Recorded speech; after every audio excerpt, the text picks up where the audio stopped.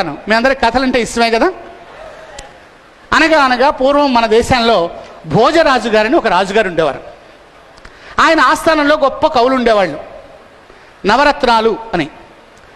ఆ నవరత్నాల్లో ఒక ఆయన పేరు దండి, ఒక ఆయన పేరు భవభూతి, ఒక ఆయన పేరు మాకుడు. దండి, భవభూతి, మాకుడు. ఎవరైనా కవి ఒక పద్యం రాసుకొస్తే ఈ దండి అప్పచెప్పేవాడు వెంటనే. చెప్పి ఇది నేను రాసిన పద్యం అండి, ఆ కవి గారు రాసింది కాదు, అబద్ధమైతే రెండో ఆయన్ని కనుక్కోండి అనేవాడు. కవి చదివింది ఒకసారి, దండి చదివింది ఒకసారి, రెండో అతనికి వచ్చేది భవభూతికి.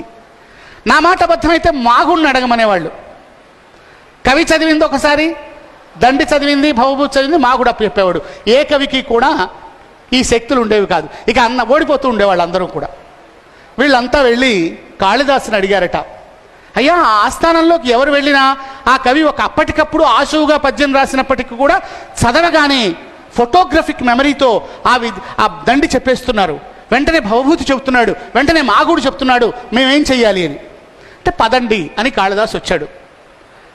భోజరాజు ఆస్థానంలోకి కాళిదాసుగానే ఆ మనుషుల్ని చూశారు. ఆహా, వీళ్ళు చూస్తూ ఉంటే ఇంత ఒక్కొక్కడు అగ్నిశిఖలాగా వెలుగుతూ ఉన్నారట. నిజానికి ఎవరికైతే ఎక్కువ ధారణ, ఎక్కువ విజ్ఞానం ఉంచాడో వీళ్ళ ముగ్గురును చూసేవరకు వాళ్ళు చాలా అందంగా ఉన్నారు.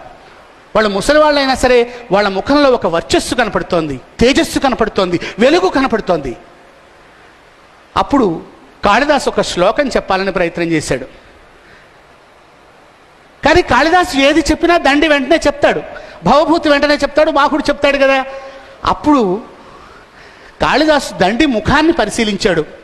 అప్పటికి అతనికి 70 ఏళ్ళు. 70 ఏళ్ళు వయసు వచ్చేవారికి కొన్ని పళ్ళు రాలిపోతాయి కదా. చిన్నప్పుడు కూడా మనకి పళ్ళు రాలిపోయాయి, పాల పళ్ళు పోతాయి కదా. కొన్ని పళ్ళు రాలిపోయిన వాళ్ళు తెలుగులోనూ సంస్కృతంలోనూ కొన్ని అక్షరాలు పలకలేరు.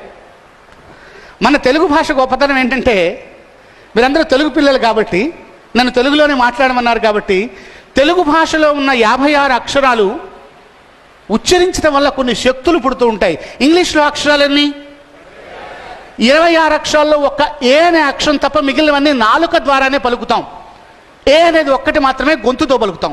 ఇంటికి వెళ్ళిన తర్వాత నాలుక కదలకుండా మీరు బి అనండి, నాలుక కదలకుండా అది ఏ అనే వస్తుంది. సి అనండి, నాలుక కదలకుండా ఏ అనే వస్తుంది. డి అనండి, నాలుక. అందుకనే బ్రిటిష్ వాడు నాలుకను వేసుకొని ప్రపంచాన్ని పరిపాలించాడు. కేవలం నాలుకే ఇంగ్లీష్ మాట్లాడడానికి.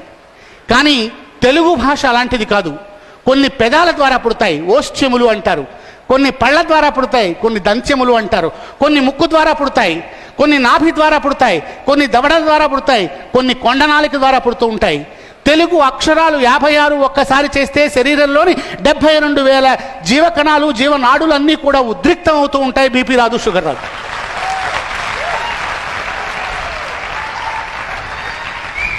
అది మన తెలుగు భాష.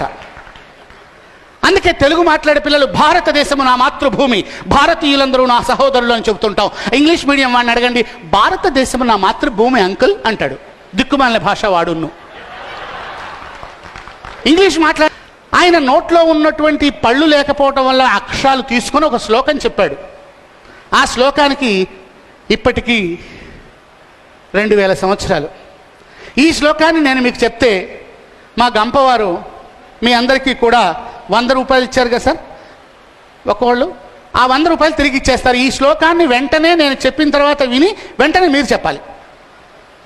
సిద్ధంగా ఉండండి.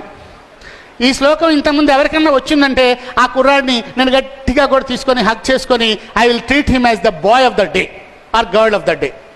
ఇంతకుముందు వచ్చి ఉంటే సిద్ధంగా వినండి. ఏకసంథాగ్రాహులు ఎవరో, ద్విసంథాగ్రాహులు ఎవరో, త్రిసంథాగ్రాహులు ఎవరో చెప్తారు. ఈ శ్లోకం పళ్ళు లేని వాళ్ళు పలకలేరు. జాగ్రత్తగా వినండి, కాళిదాసు శ్లోకాన్ని చెప్తున్నాను. షడ్జామజ్జ ఖరాజ్య వీజ్య వసుధాజ్జాలాంశ్చ డిజ్జాఖిరే డిజిడ్జెట్ కిత్కిధరే ధరే ఖణ ఖణ ఖడ్జూర విడ్జెడ్ భ్రమ లుడ్భ్రం లుడ్భ్రమ లుడ్భ్ర లుడ్భ్ర విపదడ్ గ్రడ్ గ్రడ్ గ్ర షడ్గ్రైస్తథా